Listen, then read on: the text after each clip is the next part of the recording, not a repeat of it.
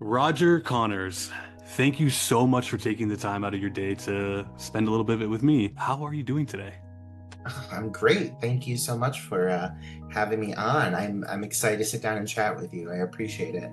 Yeah, I'm so excited to sit down and talk to you. I've kind of always seen your name popping up through local filmmaking. I live here in Columbus. I know you're based out of Cleveland.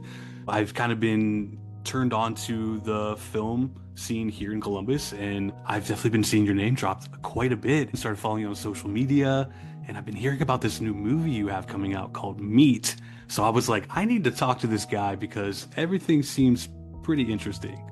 So temperatures are getting a little cooler out there, which really means only one thing. Halloween is right around the corner. So, are you a big fan of Halloween? I mean, I count down to it. As soon as Perfect. as soon as we're done with it, I'll start counting down to it again. Yeah, it's Excellent. it's one Yeah. of the few things I have to look forward to all year long. And let me tell you, I'm excited this year because you're right. I'm in Ohio, and as well as you, which I didn't know that. And Surprise. it has been a sweltering Yeah. hot summer, and I'm ready. I'm ready for the fall to hit. Yeah, same. And I feel like, just like you said, the summer's been so hot, very muggy. And even the days where it was a little cooler, it just seemed to want to rain all day. I'm always ready for fall, but this year I'm definitely like all for it. So I'm like, all right, it's Halloween, it's fall, summer's over, get out of here, on with yourself. But enough about that. For those of you that do not know who Roger Connors is, I'd like to, ask you, Roger, a little bit about yourself. What's your origin story? Who are you? Well, I was born in Cleveland, Ohio. Ohio born and raised. And, I love that you mentioned Columbus because I lived in Columbus for a few years in my 20s. And at that time, there was no film scene. Wow. What it is now is, I mean, it is evolved into something so awesome. I've worked with several teams there, including Hope Madden, and the team behind What's Wrong, Wendy. I just worked on that production Mm. with Spooky Madison and that whole team, and it just a breath of fresh air. So I've got to shout out Columbus because the film scene has exploded into something really awesome and relatively fast. Like it was a quick evolution at that, and so I Mm. love what it's become. But yeah, I grew up in Cleveland, and I grew up a weird kid. Like I grew up having two passions. One was The Wizard of Oz, and the other one was Night of the Living Dead. And so, like, those two worlds are so different, but they like collide. Like they perfectly describe me as a person, I guess. And so, Mm. my world was always revolving around cinema from a really young age, and so it's something that like I just could never shake. And so when I was finally old enough to kind of figure out like what's my passion, like what makes me tick, like it kept coming back to film. And in Cleveland, Ohio, at least at the time, around the millennium, there was a film scene, but like it just wasn't what it is today. You didn't have as much digital. It was just harder to make these things. But I was lucky enough to get involved at a young age and start really learning my craft literally from the greenest film sets possible, filming Yeah. in the backwoods over a period of 3 months, making little indie movies, but really learning my craft through that guerrilla filmmaking experience. And it just never stopped. Like I never stopped doing it, but I also never stopped wanting to learn. Like I was never satisfied just plateauing. I wanted to continue building upon my craft. And so that has been like my life journey, is to see how can I do this and do it better. Yeah. Absolutely. I love that. Looking through Internet Movie Database, you definitely have a lot of credits to your name. So that passion, you took it, you ran with it, and you're obviously creating something really fantastic here. Now, you spoke about losing your mom at a younger age, I believe 18. How did that kind of transpire into your love for horror films? I know you mentioned you kind of found this comfort or something along those lines. How did that come about? Yeah, my mom had a disease that was very like was a long progressive illness, and so like she started getting ill when I was like 7, and so I was like an in-home nurse taking care of her by 13, 14, 15. And so I just think like my life experience was really different from a lot of the other kids my age, especially through high school. Like I had to retake my senior year 3 times because over the course of what was 3 years, my grandmother, who was my legal guardian, died. And then the next year my mom died. And then the next year I went back and I like had to complete it. But it like I'm like these life shakeups, these big life changes that a lot of people I think experience at a later point in their life. And so for me, it was hugely definitive because I was just yearning for a way to express my grief and like all these other emotions I was feeling, you know. But you know, horror is a genre that is very symbolic of a lot of things. You know, it's always telling a greater story. The best horror movies um, are layered and nuanced. And so I think for me, like really learning how to express and explore what I was going through at that time and translate it to my into my art. I mean, that's really the strongest art comes from the greatest sorrows. I always say that, you know, the greatest songs come from the greatest heartbreak.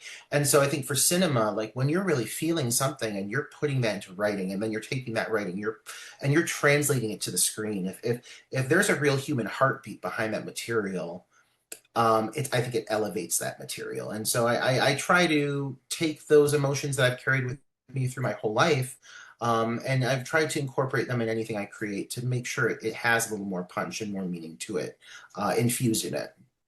Wow. Some pretty powerful stuff there.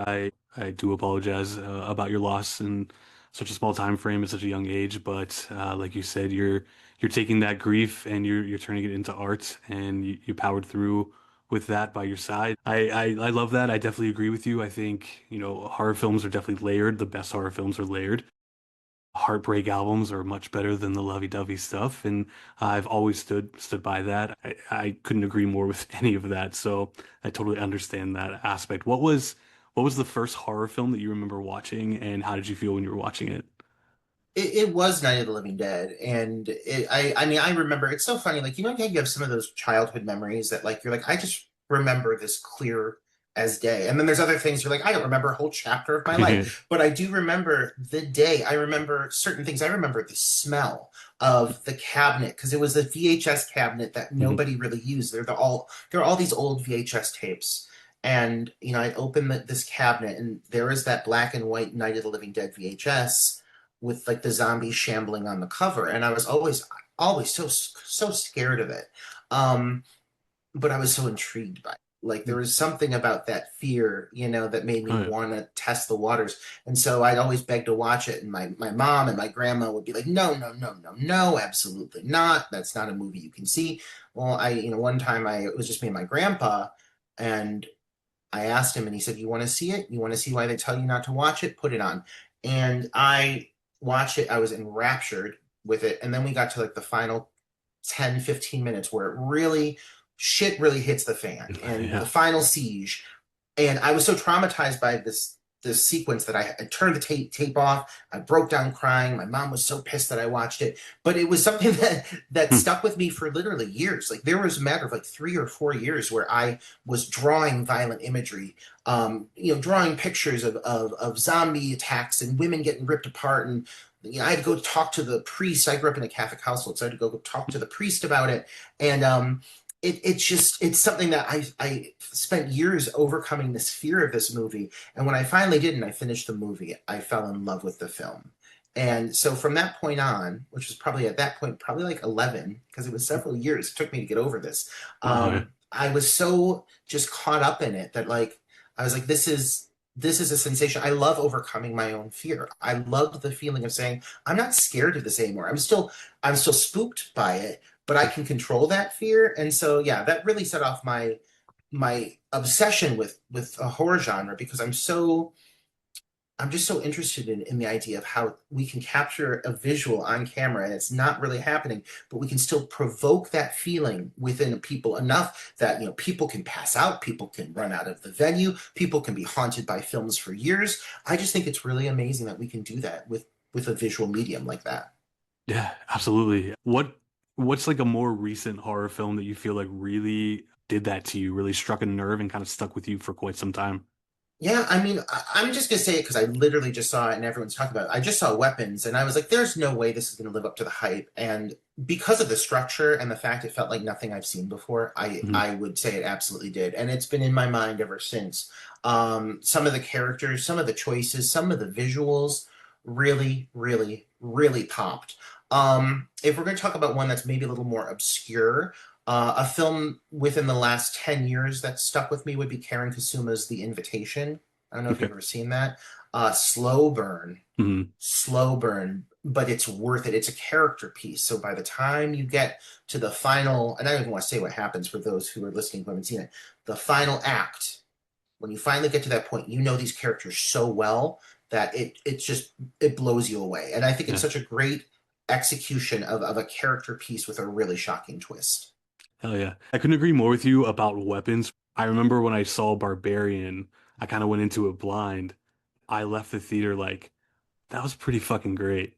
I I loved every second of it. I remember the trailers just kind of showing the first 30 minutes of the film, and when that part ended and then the next part of the film started, I was like, where the fuck are we gonna go with this now? I'm real confused.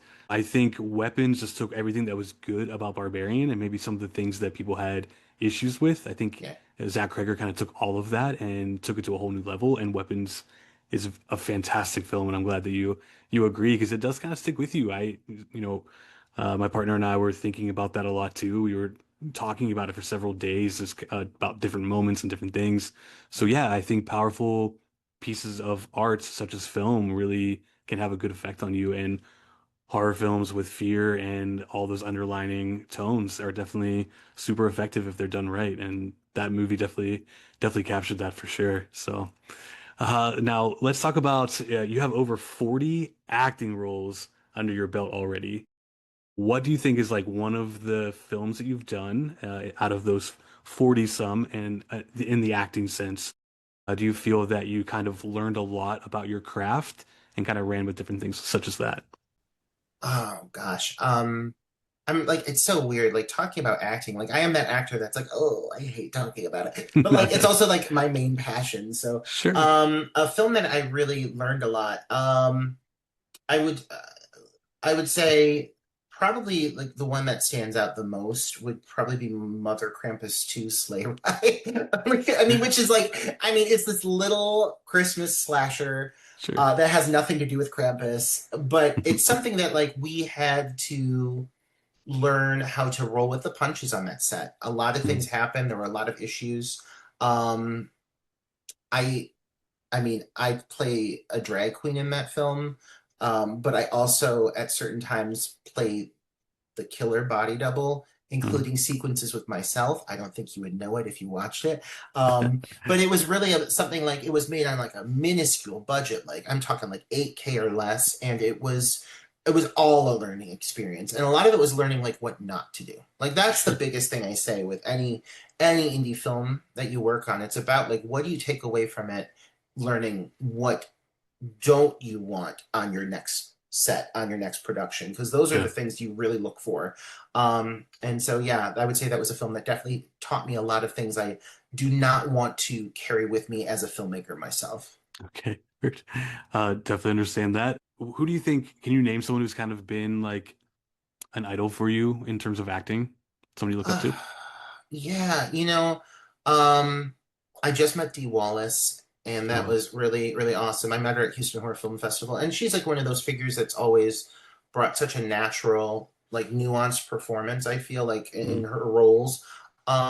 But yeah, they're all like the scream queen. They're always the girls, you know what I yeah, mean? absolutely. Like I met Judith O'Dea, Barbara in the original Night of the Living Dead, and that was mind blowing for me. And so for me, and knowing that that's a film that's getting older and older, and this time, this window, this time period of getting to celebrate these actors and this team behind this is becoming smaller and smaller. That was a moment that I really savored because that movie has just been so definitive for me and my Mm, passion for the genre. awesome. Yeah, Dee Wallace. Ooh, every time she steps on screen, I'm just Yeah, there she is. There she Oh my is. gosh. She can be in a movie, like the movie could be garbage, but she Yeah. comes on and I'm like, oh wow, like Yep. at least there's that. Our You know? saving grace. Yeah. Right. I love it. Yeah. D Wallace is here to save everything, no matter Oh, what. We love you, absolutely. D. Going back to your very first film you ever did as an actor, what was it like for the first time kind of stepping in front of the camera and knowing that this was going to be seen maybe by the masses? My first film set was one of the greatest joys I could have possibly experienced, you know, especially someone coming onto an indie production. Like, I mean, how many independent film sets are you show up in a random wooded area with like no food, no water, like Perfect. people with like a handheld VHS camera being like, okay, what are we filming today? Like that's been most of my film experiences. Sure. This was Elementary and Education in Death, and Mhm. it was a haunted schoolhouse film, and I was playing like one of the kids. You know, I was one of the high school students, and I was 20 at the time. And it was, I mean, I was thrilled. The set was ran so well. It was a small crew, but it was a professional crew, like in the sense of how they were executing what they were doing. The visuals looked amazing. They had great equipment, especially for it was what 2007, I think that we filmed this. And like Mhm. honestly, it looked great and it was ran so well. We were taken care of, and that for me set a certain like standard of what I expected moving forward. And so when other productions didn't meet it, I was Yeah. like, what the hell's You're, going what on? is this? Yeah. But then I learned, oh, I just got really lucky. My first Sure. film, which went on to be a made for Chiller, or like quote unquote, it was a Chiller channel original A film. chiller original. Yeah, remember Chiller? I Remember that do. I channel? do. Yeah. Yeah, it was back to Ghoul Week, Going Elementary back and to Ghoul Week. Education Death. Yeah, Hey, and so but it marketing. was first experience was like this great experience that like then did make it to cable and like all these things that like a lot of people I think don't get when they just sign up for a random indie. And so it did, I think it did kind of set like like I said, a certain level of quality that I kind of expect from every project I sign on to now, and what I strive for. Sure. Yeah. And then after your most of your acting, you kind of jumped into what, like second unit director, is that correct? Yeah, I mean, like I said, I worked on a lot of sets that were not ran well, and I had a filmmaker who I worked with for years who he calls it the gay eye. That like as a gay man, I'm just like I have a certain like a Yeah. higher level of expectations than anybody, and I'm always like, oh, like you need to Mm. light that better. Oh, why isn't this costume properly? Like oh, like and like he'd be like, it's so annoying, but it always brings out the best in the team. Mhm. And but that is something I do consider to be one of my strengths. Is like when it comes to production value, I'll bust my ass to get the best looking product we can get on the budget, you know? Yeah. And so that was something that I realized I had certain strengths. I really wanted to nurture that. I AD'd on a few film sets. I really felt like I elevated those sets. I elevated those projects. I pushed them to take it a step further. And it paid off. And so, you know, I went ahead and had my own directorial experience before Meet, which was really just me kind of learning the ropes of how am I going to do this on my own when I'm not working under someone else, but I'm doing Mhm. it for me.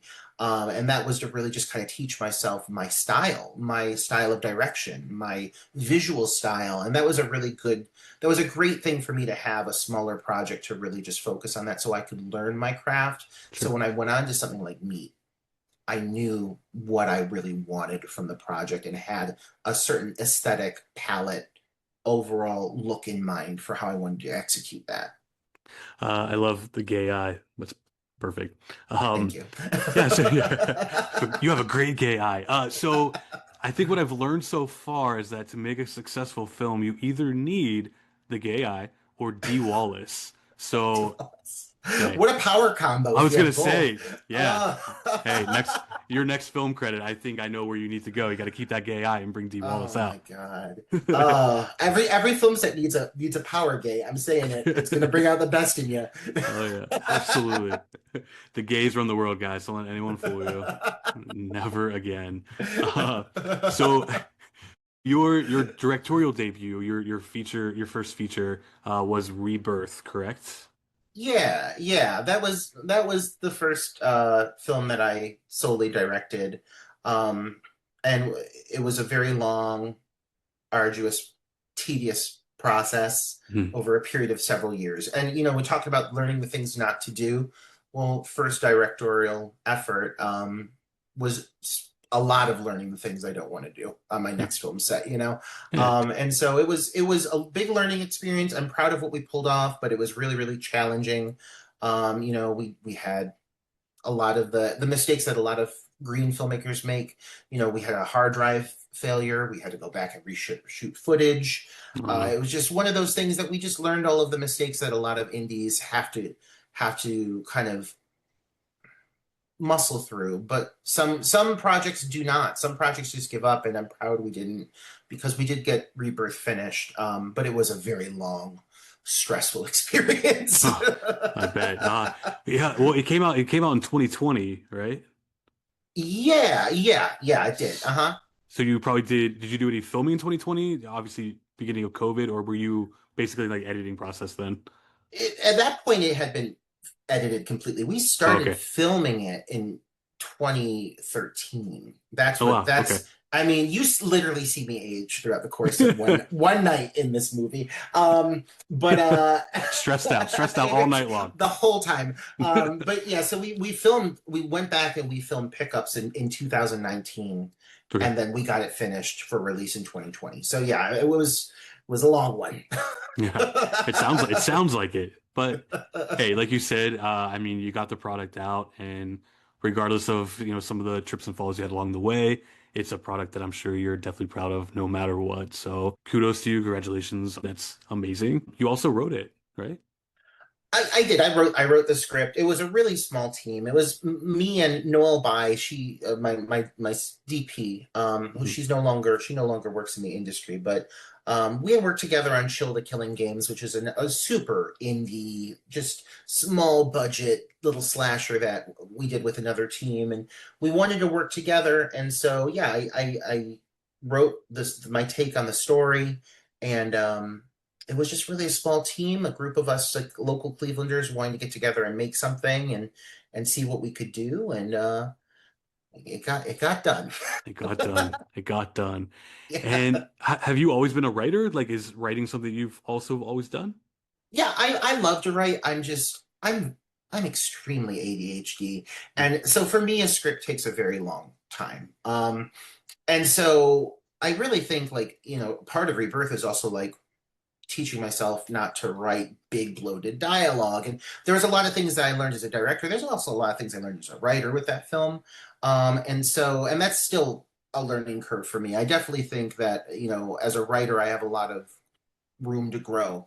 But I do love translating emotion into words. And I Mm. like taking um, stories I have and injecting humanity into them. And so that's something I really strive for. So I do try to write. I mean, every project I've directed thus far, I have written myself, or had a co-writer on at least. But I've never directed someone else's work. I would love to do that. I would really love to do that, but I've only directed my own material so far. Okay. Yeah.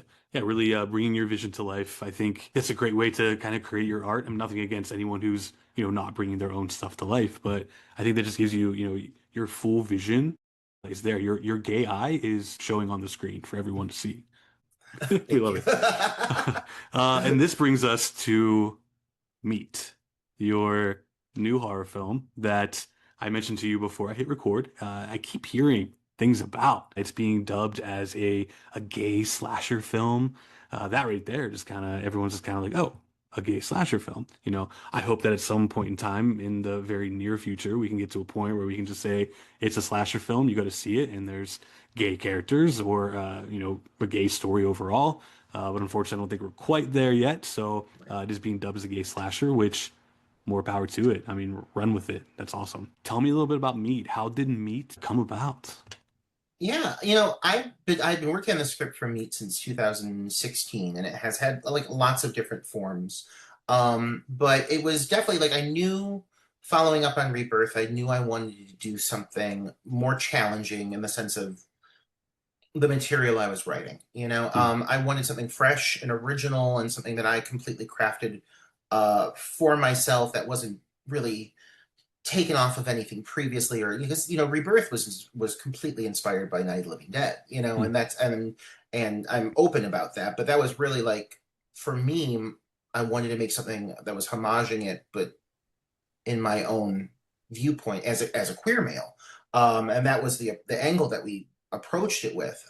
With Meat is completely my own story, and then my co-writer Zach Schildwachter came in and helped me reel it in. mhm, But yeah, I started writing it in 2016, and the aspect of it being a gay slasher, like, I agree with you. I yearn for the day that it doesn't fucking matter. yeah, But I also, as a fan of the genre, as a gay man who has grown up on the genre and used this genre to get through a lot of my traumas, I realize how much the genre means to the queer fan base. There's a big mm, queer fan base when it comes to horror, and it's because you have a lot of stories that you have the underdog rising up in the face of evil, overcoming the villain, proving that they can do it even when people doubt that they can. And I think that means a lot to a lot of queer individuals. So for me, I just knew that I wanted to make something that represented my community unabashedly. And it's not just like, oh, the best friend is gay, like in Cherry Falls, the first person mhm, to die turning up dead in the locker, the gay friend. Like, I wanted something that was unabashedly queer, rooted in the queer nightlife, depicting characters that represented people I know, or people that I had partied alongside, or when I was living in Columbus, go danced alongside. Like, I wanted to represent that aspect of the community, and all shades, all colors, everyone that's involved in it. And so that was the goal, and that's definitely something we strive for, was to make this a diverse queer story, and mm, that's been my mission from day one, was to tell, to have a story that is rooted in queer culture, but also for people who are not queer, maybe allies, or just people who like good horror. You're also getting a kick-ass slasher at the same time. Like, I didn't mm. want to cheap out on what makes a horror movie a horror movie. Yeah, it's about queer characters and their life experiences, but it's also going to deliver in spades in the horror and the gore department. I like to think we pulled it off. I have heard you've done very well of pulling every single one of those things off. So Thank you. I'm telling you, the word of mouth for this film is very strong, and I that's why I had to reach out to you. I was like, I need to talk to you, and just kind of pick your brain about where this came from. I can't wait to see it. I was looking at pictures of it on Internet Movie Database. You guys have some fantastic stills on there. The lighting of this film, I think maybe to the general moviegoer, lighting might not be something that's really catching their eye, in a term of like they're not paying attention to things like that. But the lighting in these, just in the stills alone, is fantastic. Is that the gay eye coming out, making sure that lighting was correct? Absolutely. Absolutely, but absolutely. but I gotta shine credit where credit is due. So, there's really a trio of us that have been involved from day one. It was me, my co-writer and assistant director, and gaffer. Zach Schildwachter handled most of the lighting Mm, for this film, alongside Mick Coons, who is my cinematographer, my editor, my director of photography. And he had anything visual, any of the stills that you're seeing, any of the footage that you're blown away mm, by, that's Mick. And so Mick and I got connected when we were working on Rebirth. He came in to save Rebirth for me, and did it. He actually managed to finish the movie. And so I was like, next one, I was like, we're not having this. yeah. Next one, we are learning from our mistakes. We are green. At that point, we were first time filmmakers. Now this is a sophomore effort. How do we grow? How do we learn? What do we do differently? Mm. We did a lot of things differently. And I think the reason that Meat is getting a lot of positive attention, which I'm so grateful for, because it could have not been the case.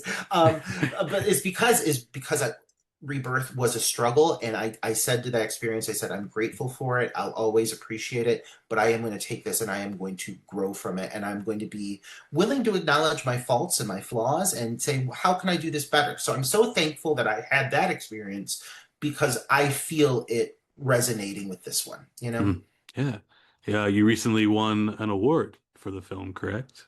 I do. I have it, and this is not like You have it's it. just on No. my desk. No, it's No. just because we're at my desk. But yeah, I have Mhm. it. I don't know if I Look can at get it that. to show. Wait, It's yeah, it's like it's cropping out. there you Let's see. go. There. That's Is it? there you go. Look at Yeah, that. no. That's a pretty cool award. Yeah, thank you. I got my first like award ever for the Houston Horror Awesome. Film Festival. We got two. We won two awards. We won Best Actor, Cody Steele, who absolutely deserved it, and Best Director. So I was like, oh my god, that You're like, feels that's really me. good. That's me. Yeah, totally. Awesome. Well, great. Well deserved. I mean, just hearing your story alone, where you came from, how you kind of got into the horror genre, and all the effort you're putting into all the films, whether you're in front of the camera or behind the camera, what a great monumental moment to get to this point where you're standing up there in front of a room full of people, being acknowledged for your work. And you said it's like your first award you've ever won for anything, right? Yeah, yeah. Like, listen, man. When I say like, I've been in a lot of bad movies. Like, and I say that with like a lot of appreciation. But I haven't. Absolutely. I've been in a lot of like low grade indie films, and it is something to be like. There are times where it's like, why do I do this? Why do I use my free time to keep doing this when a lot of other people in my age range at this point like are like, I'm going to give up on the hobby or just make it a hobby, and I'm going to go and really pursue a career, a reasonable career. I haven't been able to shake it. I haven't been able to let it go. So I've been working a career and doing this in my evenings and weekends and making this possible. And to finally now have several credits that are finally being acknowledged as like good films feels so very fulfilling. Like it really does feel like there's been a purpose to this all along.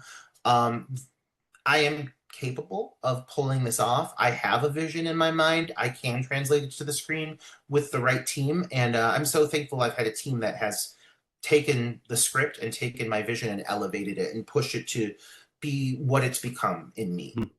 Awesome. Well deserved for you, for the actor, and obviously for the whole team that was involved to help bring that vision to life. You're just as strong as the people that are working with you. And I'm not that it's the same thing, but I'm a general manager of a restaurant, and I always tell my management team and my staff, I may have this title, but it does not mean that I'm any better than any of you. I'm going to learn things from you guys along the way.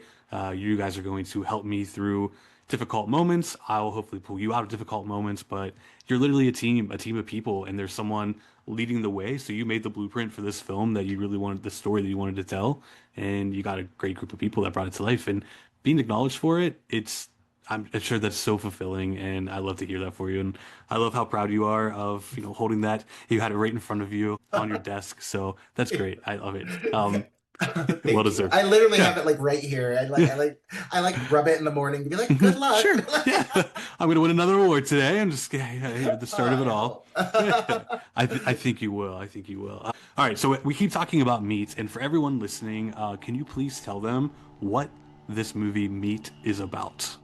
Yeah, absolutely. So the storyline revolves around a group of mean girl gays, Mm, and basically, over the course of a night, they one of them encounters another gay at a bar that they find out is recently out. They take him out to a bathhouse. They get him drunk, and then his drink is drugged, and he ends up overdosing and dying through this experience. And they end up finding out that he's a college student. He is underage, was not supposed to be in the bar to begin with. mm, And so one of them ends up having to take the fall, and it is the one that really is not involved with what happened.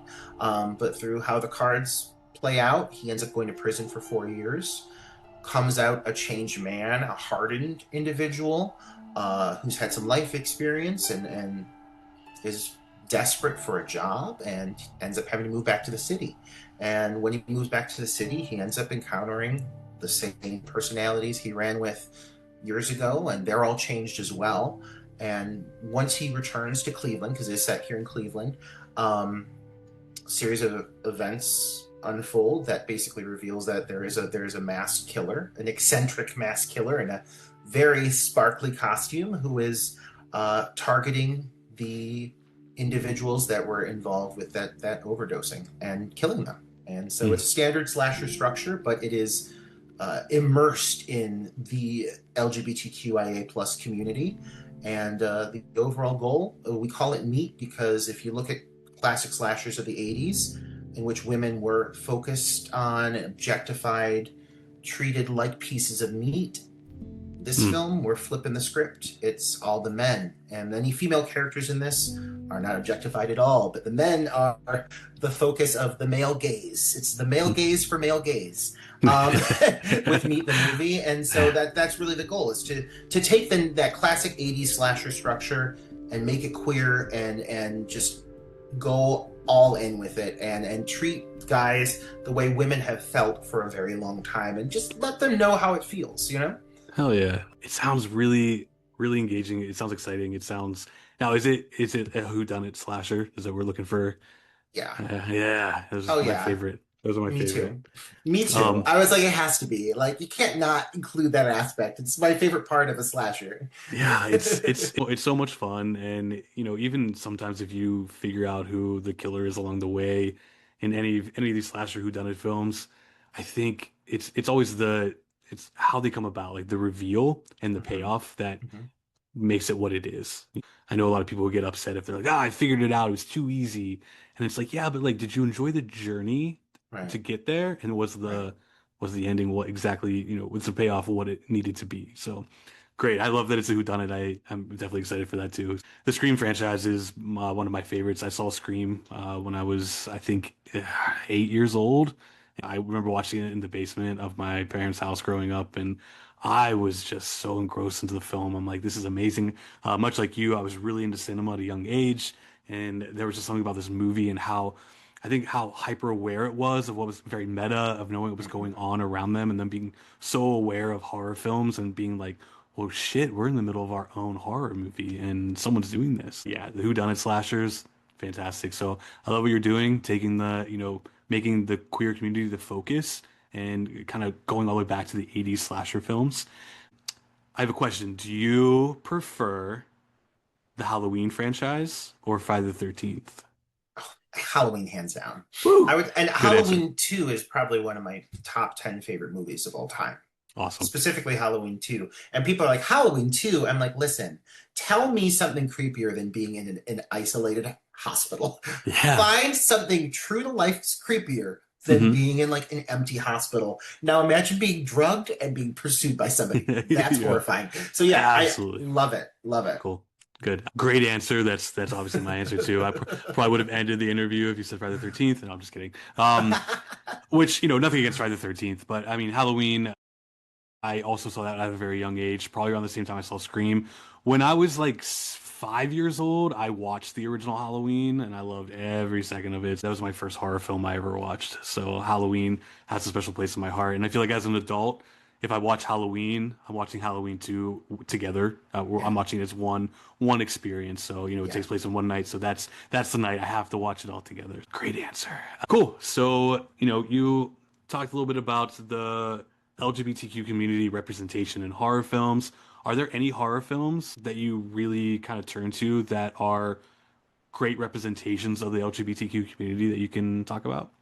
Yeah, I mean, I'll say like one of the big inspirations for me to actually get up off just Meat being a script and pursuing it and to being a feature, was Death Rock Gorgeous, which was made Mm, by the Monster Makeup team in Rhode Island, Providence, Rhode Island. mm, And it's an extremely queer film that really focuses on drag culture specifically. Um, and small little independent production that could ended up getting on Shutter.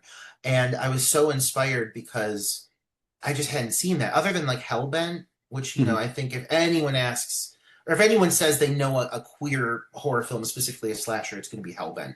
Yep. Um, but so other than Hellbent, it's like it's really like what was there? There wasn't anything at the time, and so seeing that come out and make some noise was really inspirational. And I ended up getting to know those guys, and I just thought like their journey of just bootstrapping it and making it happen the way they wanted to make it happen really fueled my fire because I was scared. It was intimidating to just go all in and make it a queer centric piece of cinema because automatically you think, am I cutting myself off from a certain fan base? And then to a certain extent, I'm sure you are. And especially like right now, when we started filming Meat, it was 2022 when cameras actually started rolling.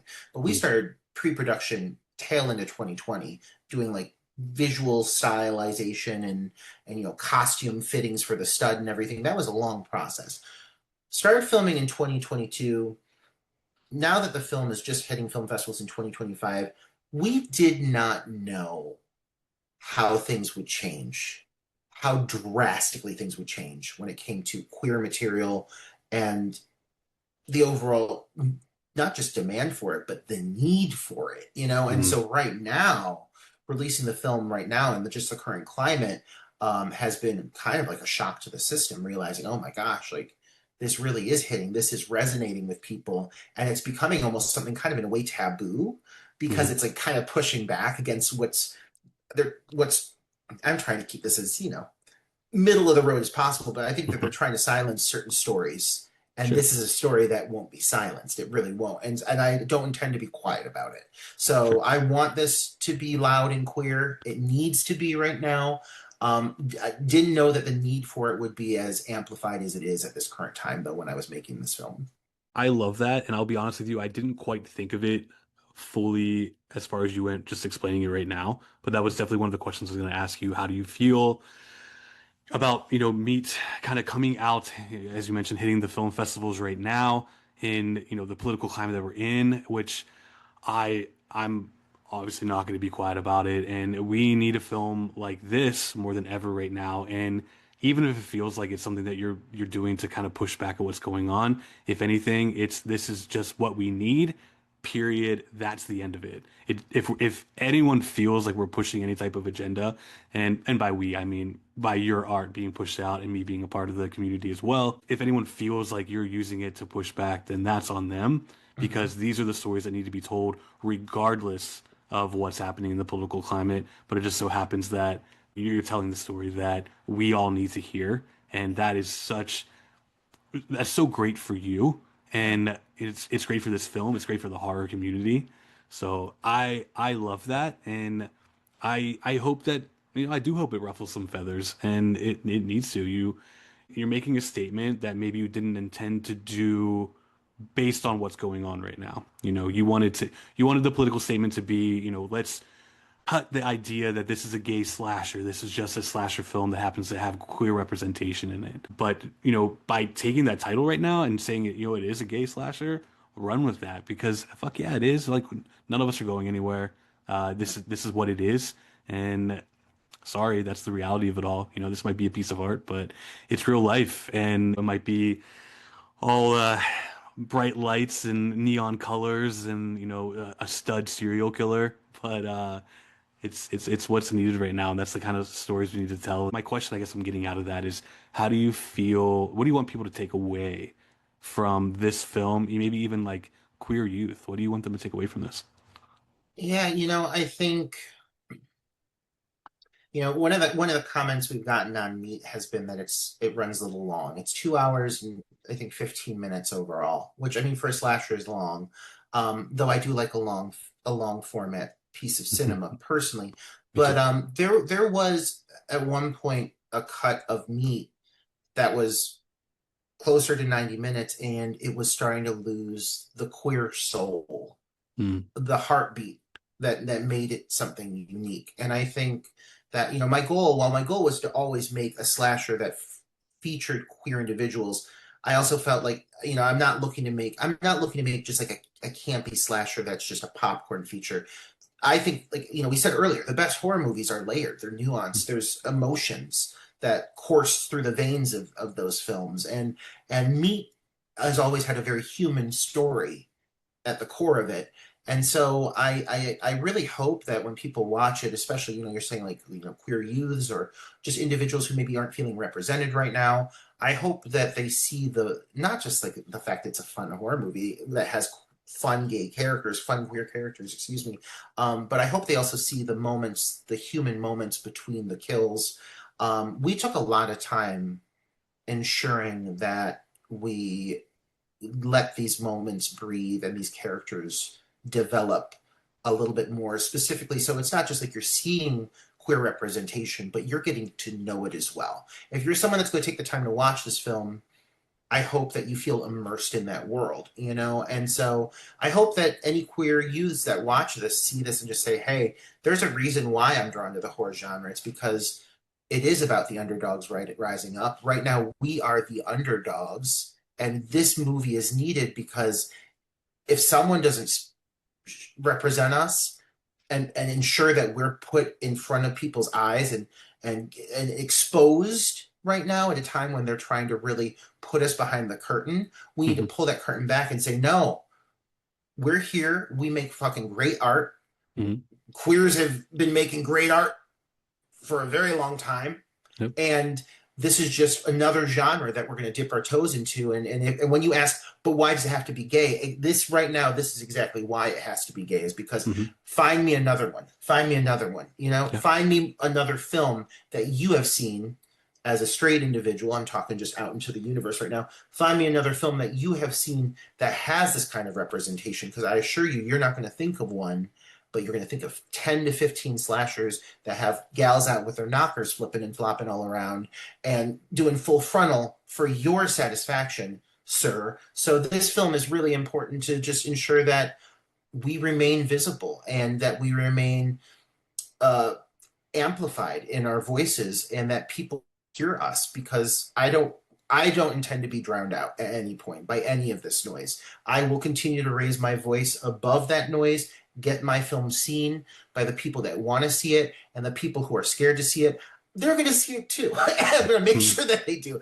and they're going to have to deal with it because we're here. You know, we're here and we're making films that are exist in every genre. But here within the horror community, we are members of this community. We are diehard members of this community. The horror community consists of so many awesome queer individuals, and we need to make sure that we feel represented in our safe spaces and beyond.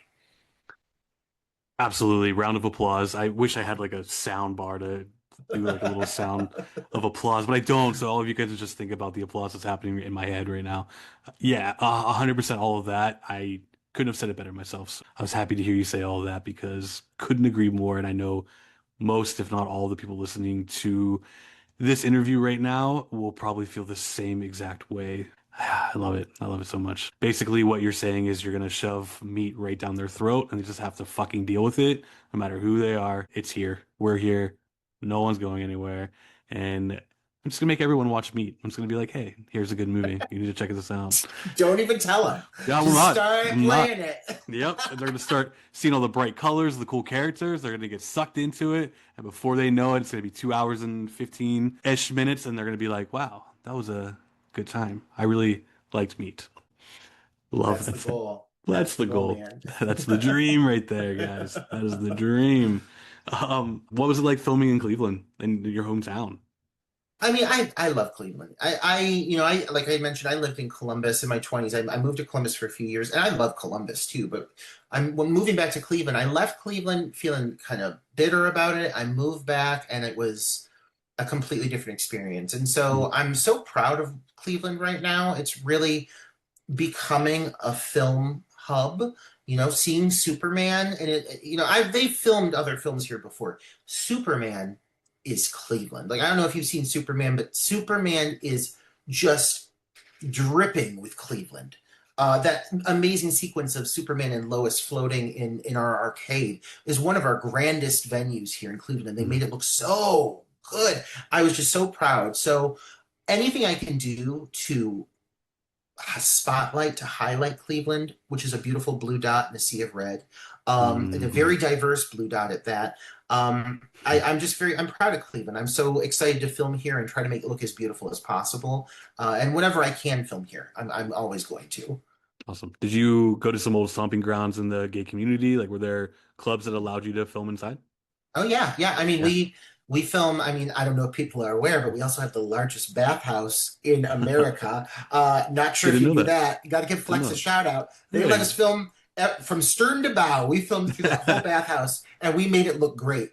But yeah, we filmed in several gay bars. Just highlighted a lot of great little areas of Cleveland, Ohio. If you've ever been to Cleveland, or if you are from Cleveland, just at some capacity, you're going to see it and you're going to say, "Oh wow, I definitely know where they filmed that movie." Awesome. Been to Cleveland many, many times. I'm actually from Pittsburgh. I've only lived in Columbus for just shy of 2 years now. Uh, I I love would, Pittsburgh. yeah, I feel Yeah. like Cleveland to me feels like a bigger version of Pittsburgh. Uh-huh. I kind of feel like they have the same aesthetic, I guess is the word that you would use. Yeah. So I'm a Pittsburgh boy. I would go to Cleveland all the time. I have family here in Columbus. I moved here for my job, so my partner and I are here, loving Columbus, but we definitely go to Cleveland. Not a whole bunch, but it's definitely a city that we'd like to go to. I actually proposed to him in Cleveland, and we stayed at the arcade. That was that was great. It was Proud. I'm so happy for you. Thank you. Yeah, every That's so time. awesome. Thank you so much. Yeah, so every time I in Cleveland, I always check out the arcade. I think that whole area is just so nice, and I remember I started going there in my late teens, and I just always thought that that area specifically was just always so nice. And I have friends that live outside of the city and everything, so I'll go see them, and then we'll go to the city and all that fun stuff. So yeah, Cleveland is a very it's a great city. I can't speak of it from living there, but all the times I've gone, I think I've liked it more every time I've gone, if that makes sense.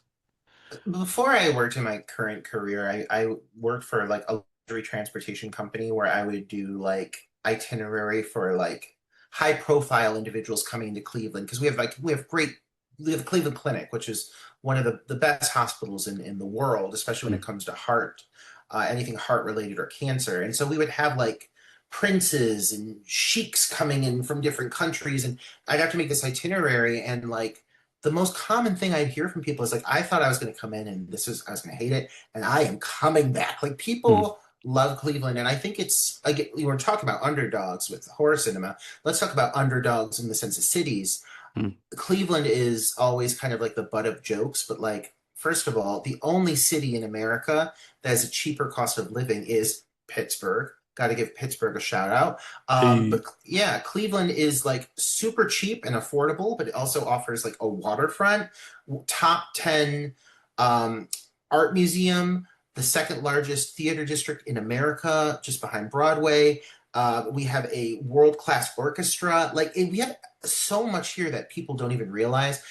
So I always try to make sure that people know like just how amazing our food scene is. So mm. much.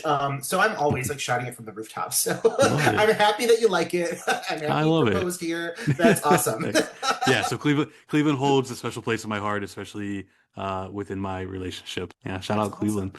Yeah. Well, I guess I'll wrap this up a little bit. I know. Like I said, I've heard so much about you and of course meat. So I have I always have like 5,000 questions. I'm like, wow, what makes the most sense to ask now? So, what's next for you? I know you're doing the film festivals. Meat's probably going to be out in the public eye, and hopefully maybe in like the 6 month span. Yeah. What's next for you though after meat? Yeah. So I'm I'm intimidated, honestly, by some of the early response from Meet. Um, and we're just one film festival in, and so like we have a whole journey ahead of us. The next 6 months are going to be, I think, very definitive for us in the sense of like where we're going to be able to take this. But I have high hopes for Meet. I really do. As long as the current administration doesn't tell us we can't release queer-based material altogether, Mm, which who knows, maybe it'll happen. But I'll yeah. refuse to go down Yep. quietly. So, I'll fight with you. thank you. But yeah, Mhm. so a goal is, after I would say after the new year, I would love to have some information to release regarding our physical or at least streaming distribution. That's really the goal. I'm not having any physical anything printed at the time being specifically to ensure that if we get an offer for distribution, we can get the best distribution we Yeah. possibly can. I learned a lot of lessons about distro through Rebirth more than anything. And so I want to make sure I play my cards right. I think I have some great cards in my hand right now with Meat. The response has been really great. So part of our press pack is a script for the sequel, Meat to the Bone, Mm. which we will eventually start working on, I'm sure, just not yet. I have a few other scripts I really want to work on. But really, like aside from film festivals, I've been focusing on acting. I've been lucky that this year has been really lucrative in the sense of in front of the camera. And so I'm focusing on that at least through the new year, alongside the film festivals. And then after that, we'll see what happens. I'd love to get back behind the camera by like next summer, and whether it be a follow up to Meet or it be another project, I'm open to what may come. But I feel really good having now screened the film a couple of times, twice now. We had a test screening and then we had our first film festival screening. The response was just electric, and I've been in quiet audiences where I could hear a pin drop. This was not that. This was a reception that was, like I said, electric. People on their feet cheering and clapping and all the right places. And it just felt so good. So if this is going to be the kind of response we get, I like to think whatever I do announce regarding distribution in coming months will be something really fucking exciting. Fuck yeah. Yeah, well, everyone's going to keep an eye and an ear out for any information you have about Meet. So with the film festivals that you're doing, is this something that I'm sure you have some lined up already? Are there going to be screenings at most of them? Is that something that happens? Yeah, Okay. yeah. I mean, we screened at Houston. We screened Hmm. to a packed house Yeah. and got to do a Q&A afterwards. And it went really well. And that was Houston. Like I was like, I'm gonna be in Houston, Texas, screening a movie about queer people. Like, how's this Yeah. gonna go? People loved it. People loved it. And I mean, gays and straights alike.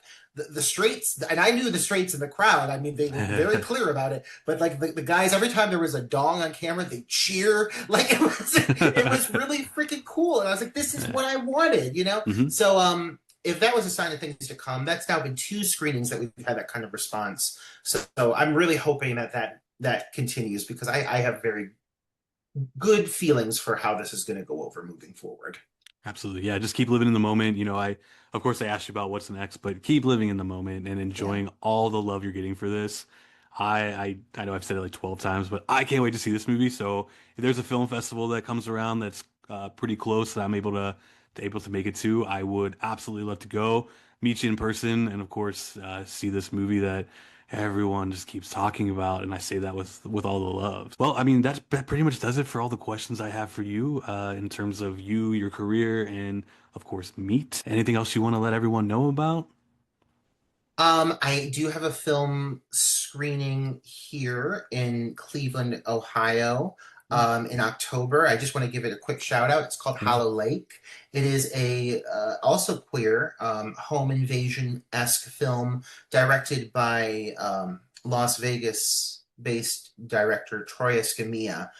He also did Mrs. Claus, Teacher Shortage, which I worked on. I was lucky enough to work on that. But yeah, he brought his team here to Cleveland to film his movie, which I was involved with and appear in. And so that will be screening here in Cleveland in October. So if you do want to see some great queer cinema, it's going to be really a wild ride, and it's involving some really great queer talent from all across the country. There's a couple Clevelanders in it, but really it's a very unique, diverse cast. I'm quite a fan of the film. And then I'm always working with Dark Knight of the podcast, which I co-host with Troy. And that normally we're weekly, but just coming off the film festival, we did take a brief hiatus, and we'll be back next week. But we just hit our 5-year anniversary with that, and it's a lot of fun. So if you like listening to great podcasts, much like your own, Mhm. maybe check Aw, out Dark Knight of shucks. the podcast as well. Yeah. Yeah, absolutely. Yeah, everyone, you heard him here. He's 5 years on the podcast, huh? That's awesome. Yeah, yeah, Wow. thank you. Cool. All right. So 5 years on the podcast. The name of that podcast is The Dark Knight of the Podcast. And it is our good friend Roger here, along with Troy Escamilla. And what's the podcast about? We pick a film, we pick a title every episode, but we do like a 2 hour deep dive. It's a long frame podcast. But we try to pick films that are more obscure. I mean, we'll do classics now and then, but really we like to do like obscure 80s and 90s titles that you probably haven't seen, just so we can get eyes on them. And Sure. we talk about the making of the films and who's involved, and we just try to make it a really educational experience, I like to say. And Yeah. it's a lot of fun. I mean, I do think that we're kind of funny, so if you like gay humor, you'll probably get down with Hell yeah. it.